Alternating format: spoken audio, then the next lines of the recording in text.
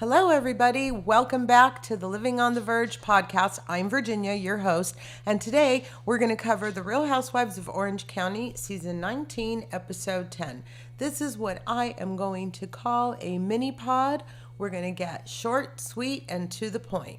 So, Tamra, Shannon, Jennifer, and Gina all head to none other than your girls' home stomping grounds, Temecula wine country, and they stay at a gorgeous house at the Vaquero Winery, which is Airbnb-able for about $5,000 a night.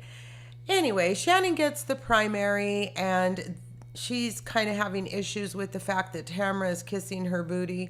And they ride these motorbikes to Ween Cellars, which is also another gorgeous winery.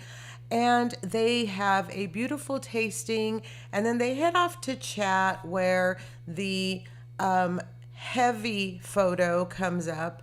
And then they show up for a gorgeous dinner, which turns bad as per usual because Shannon comes at Tamra.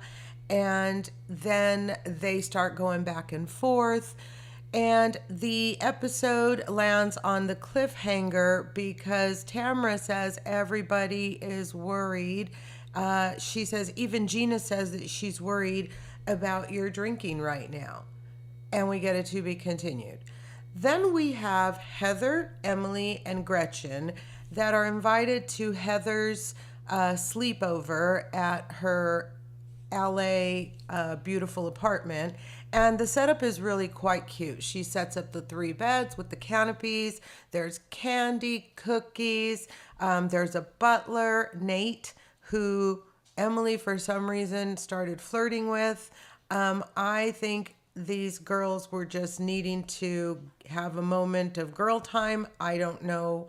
But the girls have a photo session and get all dressed up and then head to Rodeo Drive where they come upon the paparazzi. It's a complete coincidence. Nobody hired this person.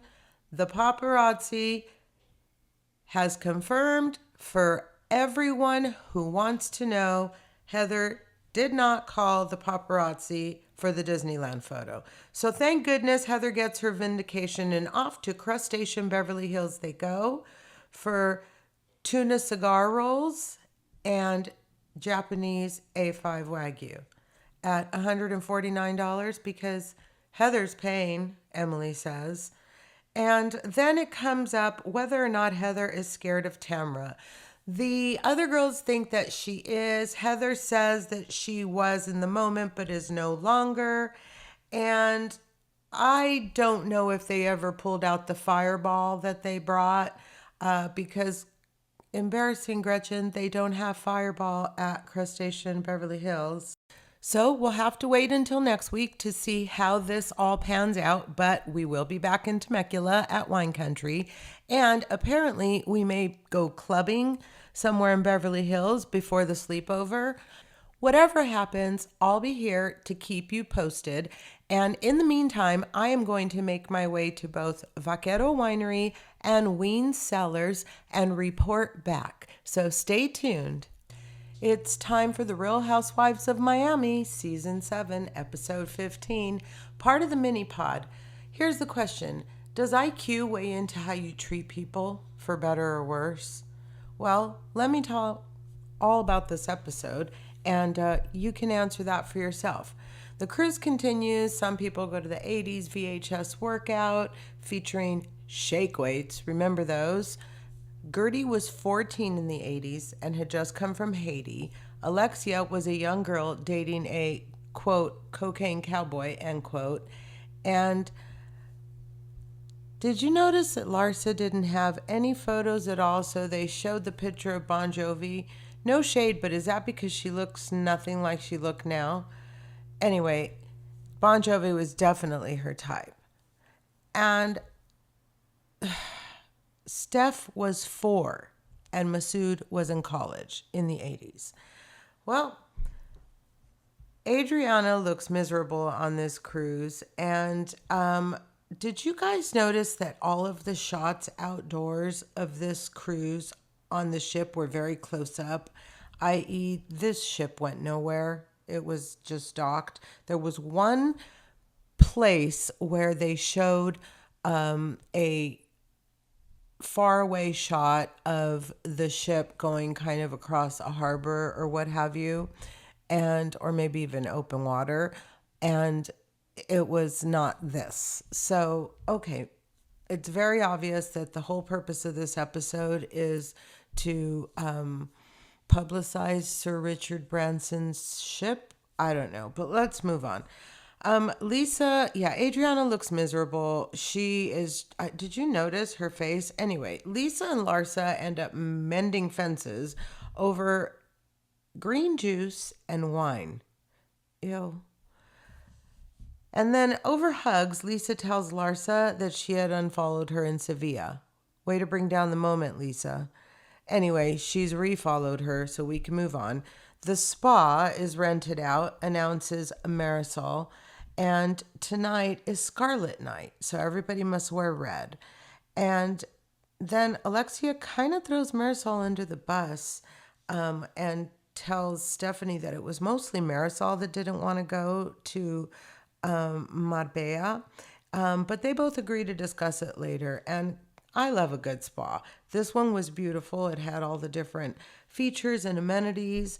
And Alexia and Stephanie have a heart-to-heart. And it turns out that they bond over the fact that they both have estranged sisters, and it hurts them both very much. So they agree to be sisters for now. That's the way I see it anyway.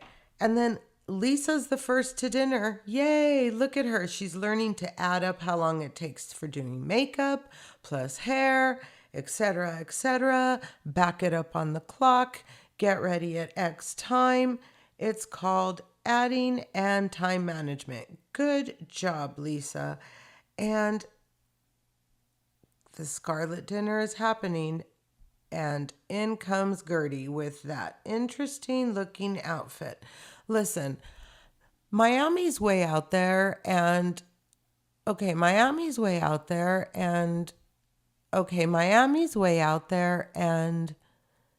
but if I'm being honest, I think I could have done without this outfit.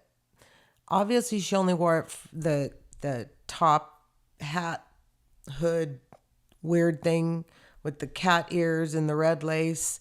I think it was Larsa who threw the shade about it looking like a swingers outfit in, was it Palm Beach or Myrtle Beach or whatever beach? Please don't hate me out there, Floridians. I don't know my beaches, and I am not going to go back to look. Anyway, who gets somebody who is having issues with how old they are turning a cake that has math on it that equals how old they are turning? First of all, let me correct myself. I believe in an earlier podcast I said something about Adriana turning 60 and not doing well with it. She turned 59 as of this episode that we're referring to. But the cake said 32 times 2 minus 5 equals... Are you serious? 59. Gertie goes to therapy. Okay, first of all, on Watch What Happens Live, she says she is still in therapy every Tuesday, and she has kind of dealt with a lot of the things about how she needs to accept responsibility and take accountability for her terrible timing as far as certain things go. But at the end of the day, where she is stuck is in dealing with the fact that she knows she now has to kind of not confront, but approach her parents in regards to her struggles with how they introduced her to this country of the United States and then just left her for 3 months with people that she virtually didn't know. Anyway, Alexia, Frankie, Marisol, and Steve have dinner, and for Alexia, it's campaign Todd time. That's the most I could say about this. And the only other thing I could say about this is I continue to love all things Frankie. Every scene with Frankie is honest, real, raw, refreshing, and it never gets old. Christmas party time, and Shoma Bazaar is hosting a holiday party featuring Adriana's music. Okay, so I love this about Adriana. She is working on her master's. She is writing music with Emilio Estevan. She is coordinating for this beautiful art show.